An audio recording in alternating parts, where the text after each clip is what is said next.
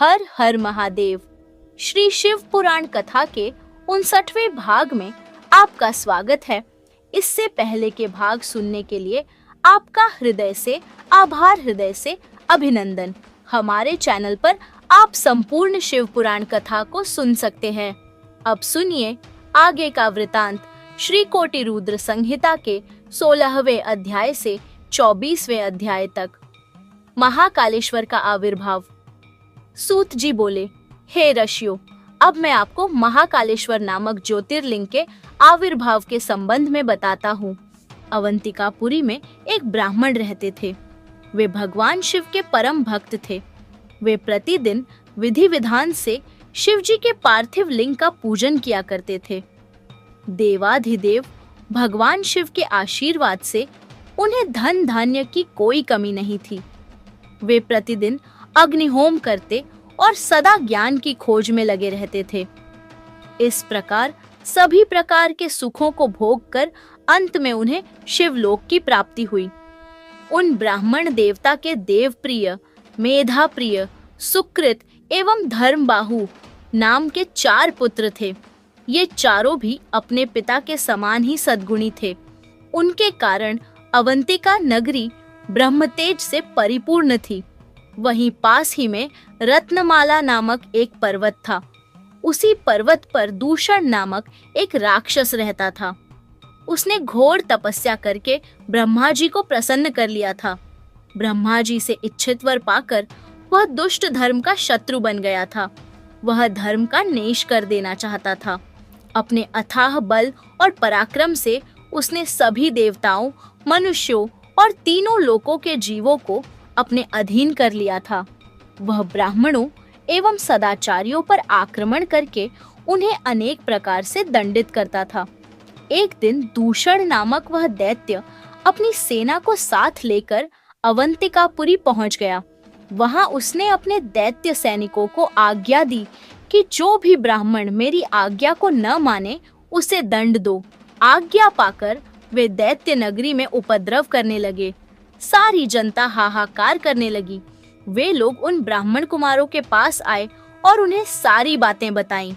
वे ब्राह्मण कहने लगे कि इस जगत का कल्याण करने वाले और अपने भक्तों की सदा रक्षा करने वाले भगवान शिव हैं, इसीलिए हमें उन्हें ही प्रसन्न करना चाहिए। यह कहकर वे चारों ब्राह्मण पुत्र अन्य ब्राह्मणों के साथ मिलकर अपने आराध्य भगवान शिव का पूजन करने लगे।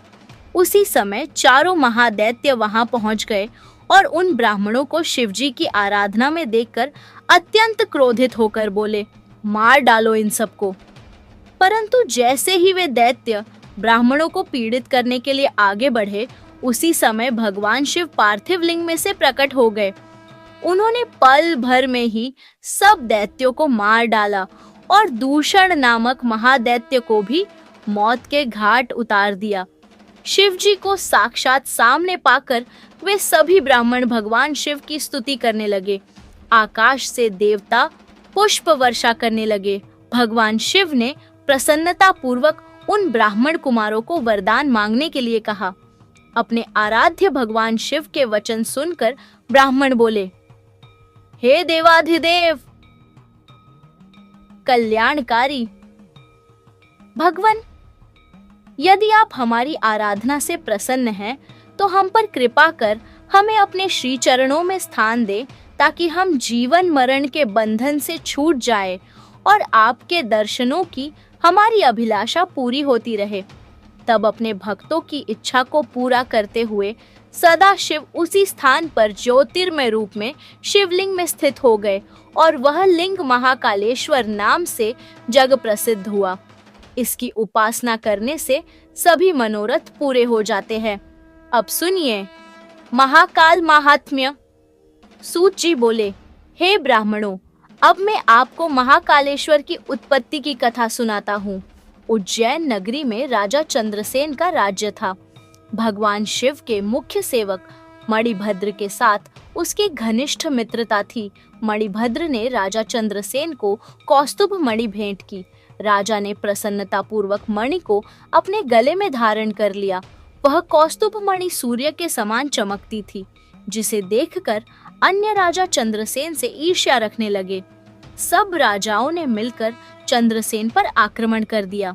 जब राजा चंद्रसेन चारों ओर से अन्य राजाओं की चतुरंगिणी सेना से घिर गया, तब वह अपने प्राणों की रक्षा के लिए महाकालेश्वर ज्योतिर्लिंग की शरण में गया और भक्ति भावना से देवाधिदेव महादेव जी का पूजन करने लगा।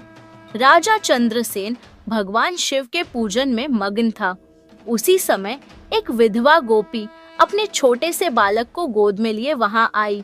वह बालक राजा को शिव पूजन करते हुए देखता रहा। जब गोपी वापस घर आ गई, तब वह बालक मन में शिव पूजन का निश्चय करके कहीं से एक पत्थर ढूंढ लाया और उसे स्थापित करके धूप, दीप, गंध, पुष्प, नैवेद्य से उसी प्रकार पूजने लगा जिस प्रकार उसने राजा को करते देखा था। हर हर महादेव। श्री शिव पुराण कथा के 59वें भाग में आपका स्वागत है। इससे पहले के भाग सुनने के लिए आपका हृदय से आभार, हृदय से अभिनंदन। हमारे चैनल पर आप संपूर्ण शिव पुराण कथा को सुन सकते हैं। अब सुनिए आगे का वृतांत श्री कोटि रुद्र संहिता के 16वें अध्याय से 24वें अध्याय तक। महाकालेश्वर का आविर्भाव। सूत जी बोले, हे ऋषियों, अब मैं आपको महाकालेश्वर नामक ज्योतिर्लिंग के आविर्भाव के संबंध में बताता हूँ। अवंतिकापुरी में एक ब्राह्मण रहते थे। वे भगवान शिव के परम भक्त थे। वे प्रतिदिन विधि विधान से शिव जी के पार्थिव लिंग का पूजन किया करते थे। देवाधिदेव भगवान शिव के आशीर्वाद से उन्हें धन धान्य की कोई कमी नहीं थी। वे प्रतिदिन अग्निहोम करते और सदा ज्ञान की खोज में लगे रहते थे। इस प्रकार सभी प्रकार के सुखों को भोग कर अंत में उन्हें शिवलोक की प्राप्ति हुई। उन ब्राह्मण देवता के देवप्रिय, मेधाप्रिय, सुकृत एवं धर्मबाहु नाम के 4 पुत्र थे। ये चारों भी अपने पिता के समान ही सद्गुणी थे। उनके कारण अवंतिका नगरी ब्रह्मतेज से परिपूर्ण थी। वहीं पास ही में रत्नमाला नामक एक पर्वत था। उसी पर्वत पर दूषण नामक एक राक्षस रहता था। उसने घोर तपस्या करके ब्रह्मा जी को प्रसन्न कर लिया था। ब्रह्मा जी से इच्छित वर पाकर वह दुष्ट धर्म का शत्रु बन गया था। वह धर्म का नेश कर देना चाहता था।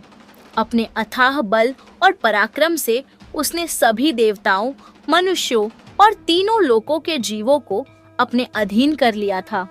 वह ब्राह्मणों एवं सदाचारियों पर आक्रमण करके उन्हें अनेक प्रकार से दंडित करता था। एक दिन दूषण नामक वह दैत्य अपनी सेना को साथ लेकर अवंतिकापुरी पहुंच गया। वहां उसने अपने दैत्य सैनिकों को आज्ञा दी कि जो भी ब्राह्मण मेरी आज्ञा को न माने उसे दंड दो। आज्ञा पाकर वे दैत्य नगरी में उपद्रव करने लगे। सारी जनता हाहाकार करने लगी। वे लोग उन ब्राह्मण कुमारों के पास आए और उन्हें सारी बातें बताईं। वे ब्राह्मण कहने लगे कि इस जगत का कल्याण करने वाले और अपने भक्तों की सदा रक्षा करने वाले भगवान शिव हैं, इसीलिए हमें उन्हें ही प्रसन्न करना चाहिए। यह कहकर वे चारों ब्राह्मण पुत्र अन्य ब्राह्मणों के साथ मिलकर अपने आराध्य भगवान शिव का पूजन करने लगे। उसी समय चारों महादैत्य वहां पहुंच गए और उन ब्राह्मणों को शिवजी की आराधना में देखकर अत्यंत क्रोधित होकर बोले, मार डालो इन सबको। परंतु जैसे ही वे दैत्य ब्राह्मणों को पीड़ित करने के लिए आगे बढ़े, उसी समय भगवान शिव पार्थिव लिंग में से प्रकट हो गए। उन्होंने पल भर में ही सब दैत्यों को मार डाला और दूषण नामक महादैत्य को भी मौत के घाट उतार दिया। शिव जी को साक्षात सामने पाकर वे सभी ब्राह्मण भगवान शिव की स्तुति करने लगे। आकाश से देवता पुष्प वर्षा करने लगे। भगवान शिव ने प्रसन्नता पूर्वक उन ब्राह्मण कुमारों को वरदान मांगने के लिए कहा। अपने आराध्य भगवान शिव के वचन सुनकर ब्राह्मण बोले, हे देवाधिदेव कल्याणकारी भगवान, यदि आप हमारी आराधना से प्रसन्न हैं, तो हम पर कृपा कर हमें अपने श्री चरणों में स्थान दे, ताकि हम जीवन मरण के बंधन से छूट जाएं और आपके दर्शनों की हमारी अभिलाषा पूरी होती रहे। तब अपने भक्तों की इच्छा को पूरा करते हुए सदाशिव उसी स्थान पर ज्योतिर्मय रूप में शिवलिंग में स्थित हो गए और वह लिंग महाकालेश्वर नाम से जग प्रसिद्ध हुआ। इसकी उपासना करने से सभी मनोरथ पूरे हो जाते हैं। अब सुनिए महाकाल महात्म्य। सूत जी बोले, हे ब्राह्मणों, अब मैं आपको महाकालेश्वर की उत्पत्ति की कथा सुनाता हूँ। उज्जैन नगरी में राजा चंद्रसेन का राज्य था। भगवान शिव के मुख्य सेवक मणिभद्र के साथ उसकी घनिष्ठ मित्रता थी। मणिभद्र ने राजा चंद्रसेन को कौस्तुभ मणि भेंट की। राजा ने प्रसन्नता पूर्वक मणि को अपने गले में धारण कर लिया। वह कौस्तुभ मणि सूर्य के समान चमकती थी, जिसे देखकर अन्य राजा चंद्रसेन से ईर्ष्या रखने लगे। सब राजाओं ने मिलकर चंद्रसेन पर आक्रमण कर दिया।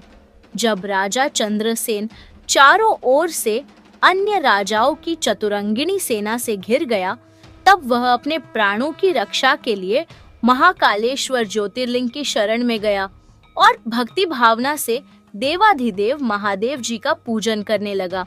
राजा चंद्रसेन भगवान शिव के पूजन में मग्न था। उसी समय एक विधवा गोपी अपने छोटे से बालक को गोद में लिए वहां आई। वह बालक राजा को शिव पूजन करते हुए देखता रहा।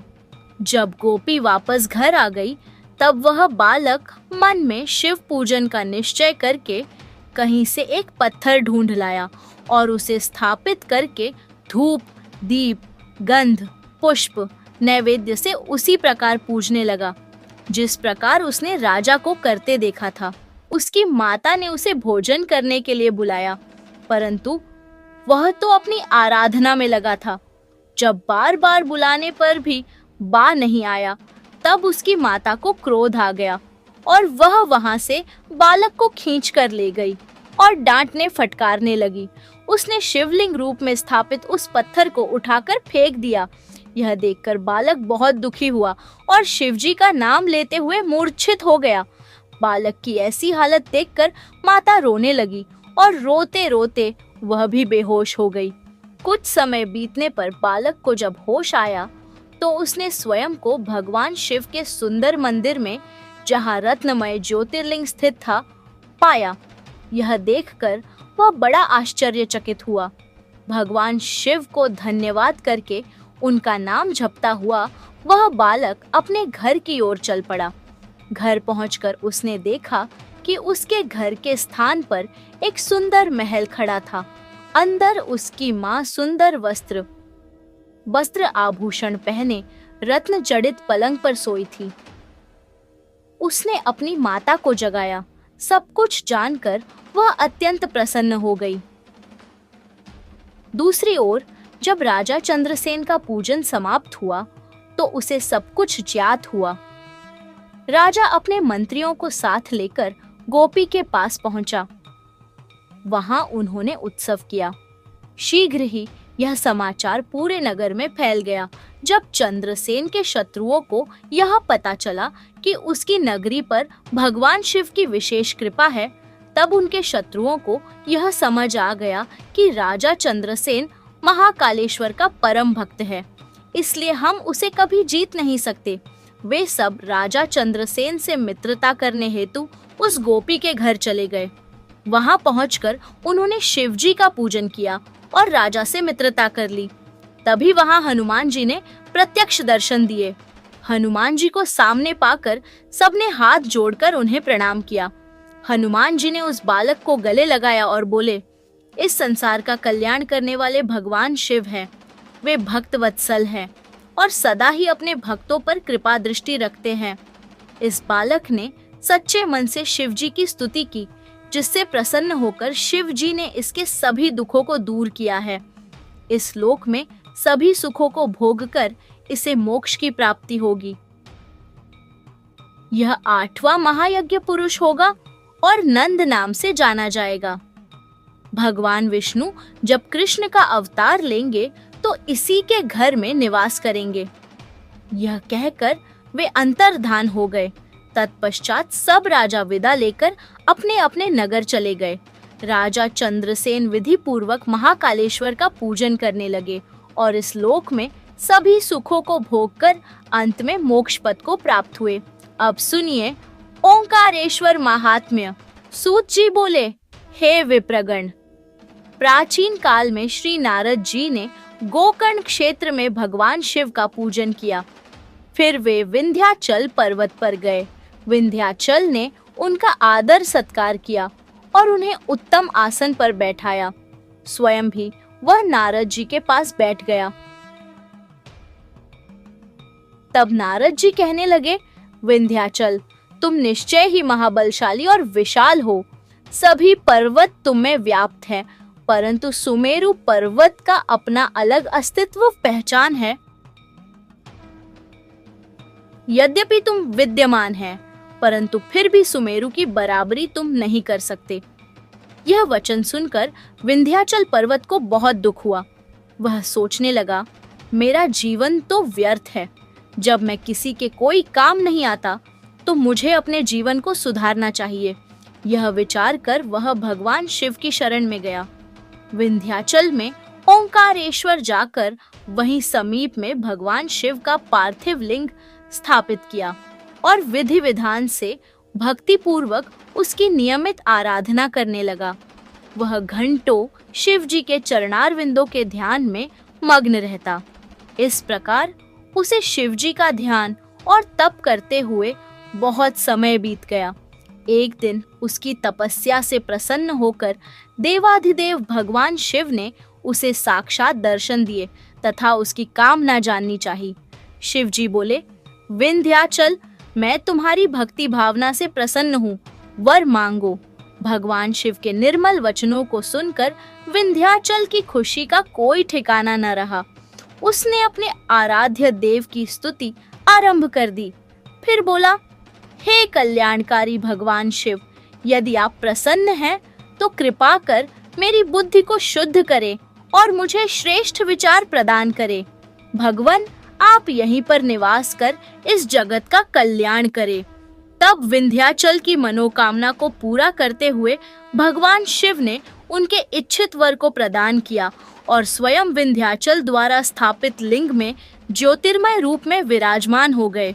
यह ज्योतिर्लिंग परमेश्वर नाम से प्रसिद्ध हुआ। ओंकारेश्वर व परमेश्वर नामक शिव ज्योतिर्लिंग अलग अलग होते हुए भी एक है। ये अपने भक्तों को अभीष्ट फल प्रदान करने वाले तथा उन्हें मोक्ष देने वाले हैं। इस प्रकार अपने भक्त विंध्याचल पर अपनी कृपा दृष्टि कर शिव जी अंतर्धान हो गए। ऋषियों, इस प्रकार मैंने आपसे ओंकारेश्वर नामक शिवलिंग की महिमा का वर्णन किया।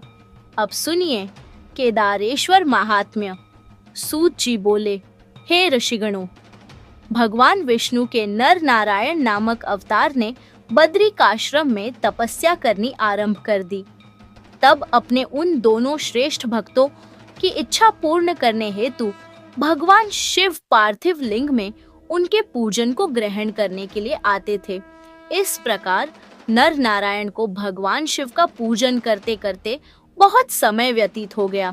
इससे उनकी भक्ति भावना दिन प्रतिदिन प्रबल होती गई और वे शिव जी को प्रसन्न करने हेतु उनका पूजन करते रहे। उनकी उत्तम तपस्या से प्रसन्न होकर भगवान शिव उनके समक्ष प्रकट हो गए और बोले, हे नर नारायण, मैं तुम्हारी आराधना से बहुत प्रसन्न हूँ, तुम मुझसे वर मांगो। भगवान शिव के वचन सुनकर नर नारायण बहुत प्रसन्न हुए और भक्त वत्सल कल्याणकारी शिव को प्रणाम करते हुए बोले, हे देवेश्वर, यदि आप हम पर प्रसन्न हैं तो हमारी प्रार्थना से आप साक्षात रूप में यहाँ सदा विराजमान रहे।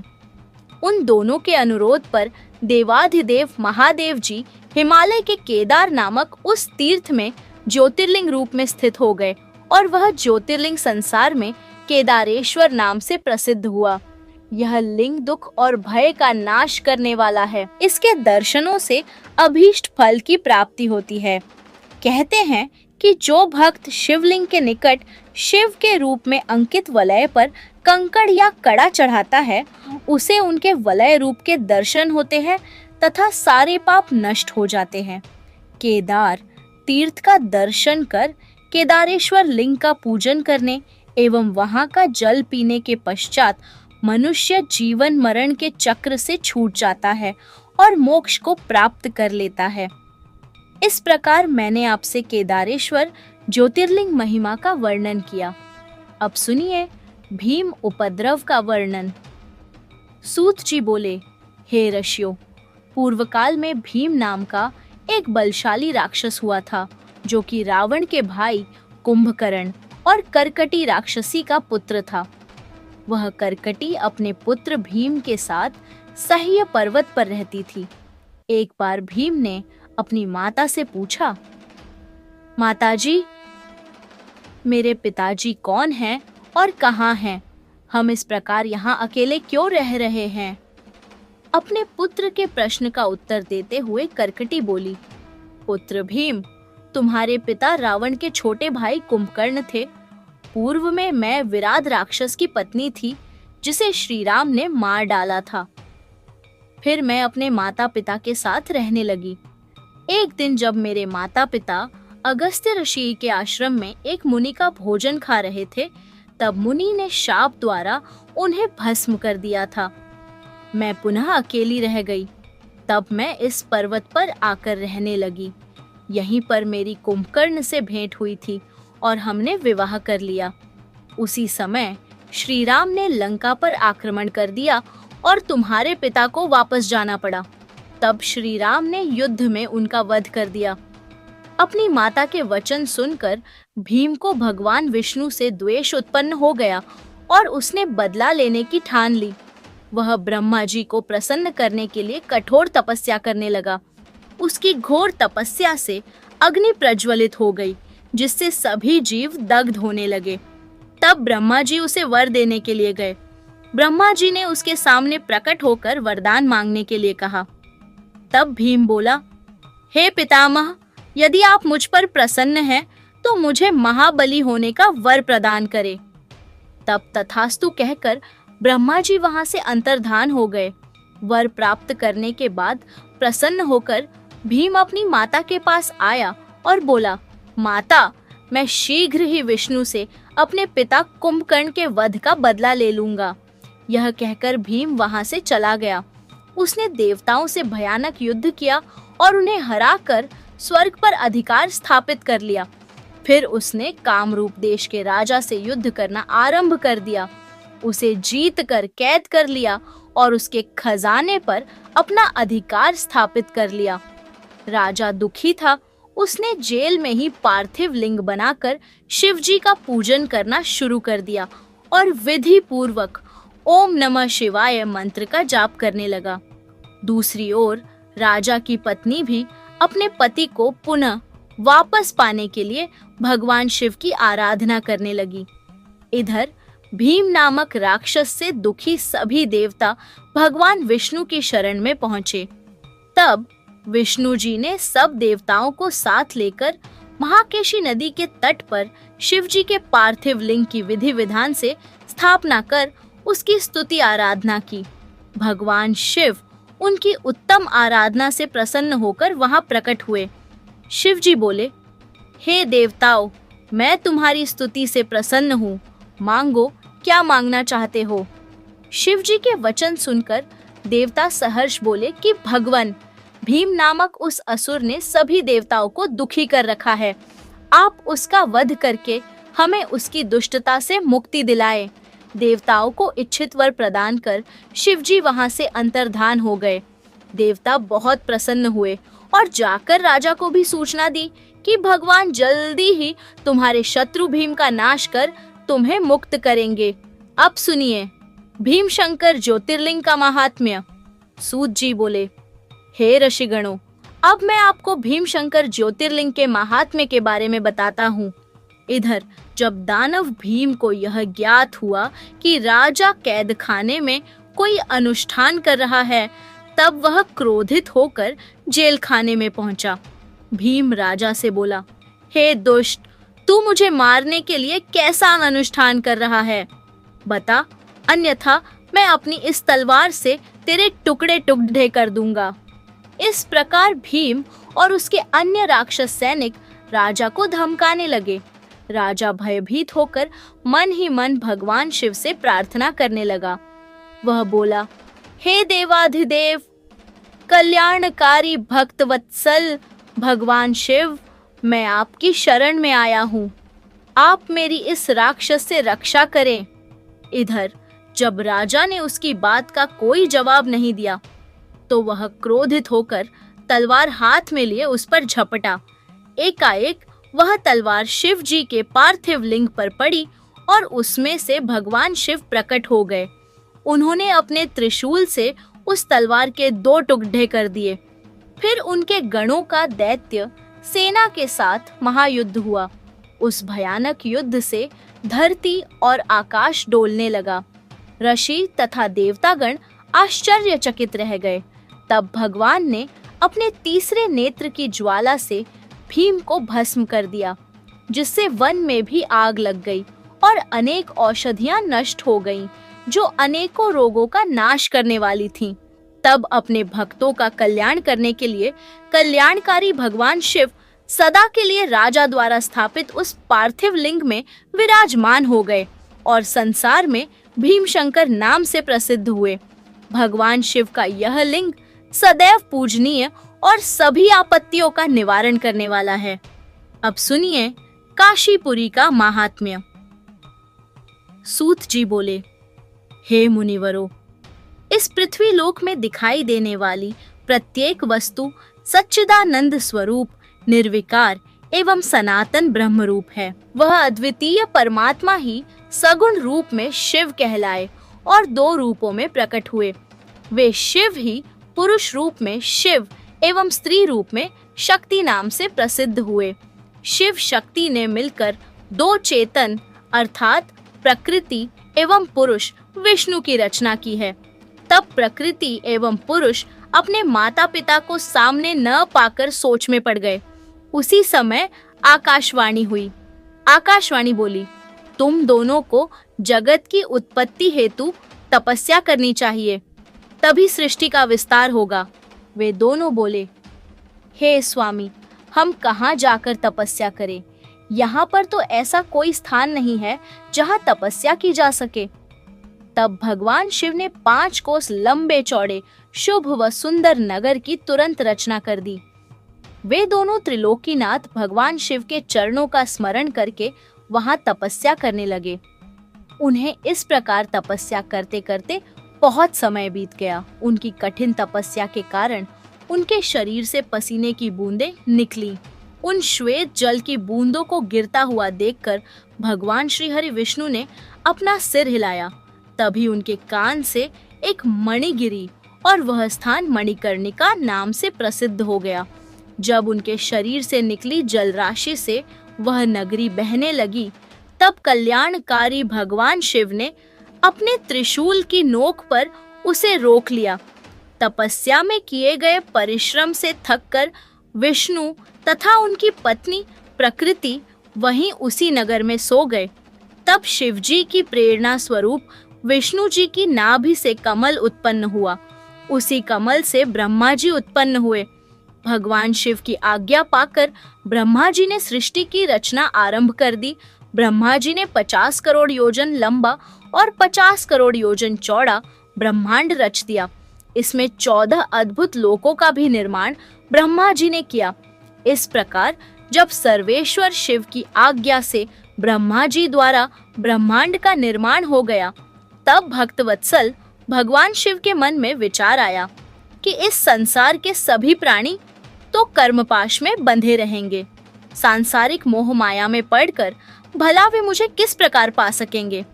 ऐसा सोचकर त्रिलोकीनाथ कल्याणकारी भगवान शिव ने अपने त्रिशूल से 5 कोस नगरी उतारकर ब्रह्मांड से अलग की। तत्पश्चात उसमें अपने अविमुक्त ज्योतिर्लिंग की स्थापना कर दी। यही पंचकोसी कल्याणदायिनी, ज्ञानदात्री एवं मोक्षदात्री नगरी काशी कहलाई। भगवान शिव ने इस नगरी में अपने ज्योतिर्लिंग की स्थापना करने के पश्चात इसे पुनः मृत्युलोक में त्रिशूल के माध्यम से जोड़ दिया। कहते हैं ब्रह्मा जी का एक दिन पूरा होने पर प्रलय आती है। परंतु इस काशी नगरी का नाश असंभव है, क्योंकि प्रलय के समय शिवजी इस काशी नगरी को अपने त्रिशूल पर धारण कर लेते हैं तथा सब शांत हो जाने पर काशी को पृथ्वी लोक से जोड़ देते हैं। इसलिए मुक्ति की कामना करने वालों को काशी जाना चाहिए। यहाँ के दर्शनों से हर प्रकार के पापों से मुक्ति मिल जाती है। काशी मोक्ष देने वाली नगरी के रूप में प्रसिद्ध है। संसार के समस्त प्राणियों के मध्य में सत्व रूप में और बाहर तामस रूप में विराजमान परमात्मा भगवान शिव ही है। सत्व आदि गुणों से युक्त वही रुद्र है जो सगुण होते हुए निर्गुण और निर्गुण होते हुए सगुण है।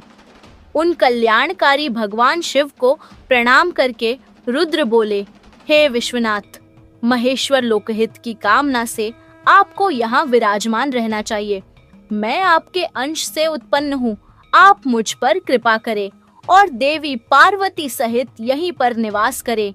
ब्राह्मणों, जब विश्वनाथ ने भगवान शिव से इस प्रकार प्रार्थना की, तब भगवान शिव संसार के कल्याण के लिए काशी में देवी पार्वती सहित निवास करने लगे।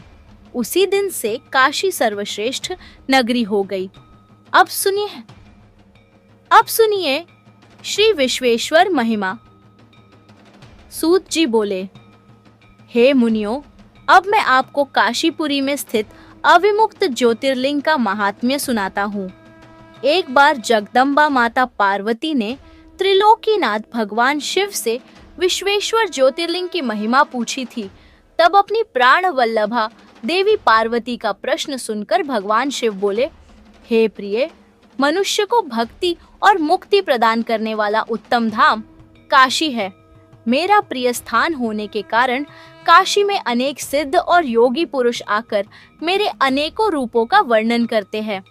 काशी में मृत्यु को प्राप्त करने वाले मनुष्य को मोक्ष की प्राप्ति हो जाती है। वह सीधे शिवलोक को प्राप्त करता है। स्त्री पवित्र हो या अपवित्र, कुंवारी हो या सुहागन या अन्य, काशी में मरकर मोक्ष को प्राप्त करती है। काशी में निवास करने वाले भक्तजन बिना जाति, वर्ण, ज्ञान, कर्म, दान, संस्कार, स्मरण अथवा भजन के सीधे मुक्ति को प्राप्त होते हैं। हे उमे, जिस विशेष कृपा को पाने के लिए ब्रह्मा जी एवं श्रीहरि विष्णु ने जन्म जन्मांतरों तक तपस्या की, वह काशी नगरी में मरने से ही प्राप्त हो जाती है। मनुष्य योग्य अयोग्य कर्म करे या धर्म अथवा अधर्म के मार्ग पर चले, इस काशीपुरी में मृत्यु पाकर जीवन मरण के बंधनों से छूट जाता है। हे देवी, जो काशी नगरी में निवास करते हुए भक्ति पूर्वक मेरा ध्यान स्मरण करता है अथवा मेरी आराधना अथवा तपस्या करता है, उसके पुण्यों की महिमा का वर्णन करना तो मेरे लिए भी असंभव है। वे सब मुझ में ही स्थित है। शुभ कर्मों से स्वर्ग प्राप्त होता है एवं अशुभ कर्मों से नरक की प्राप्ति होती है। हमारे द्वारा किए गए शुभ अशुभ कर्मों से ही जन्म मरण निश्चित होता है तथा सुख की प्राप्ति होती है। पार्वती, 3 प्रकार के कर्म होते हैं। प्रथम, पहले जन्म में किए कर्म संचित होते हैं। द्वितीय, इस जन्म में किए हुए क्रियमाण हैं। और तृतीय, दोनों के द्वारा मिल रहा फल जो शरीर में भोगे जा रहे हैं प्रारब्ध कर्म कहलाते हैं। संचित तथा क्रियमाण कर्मों को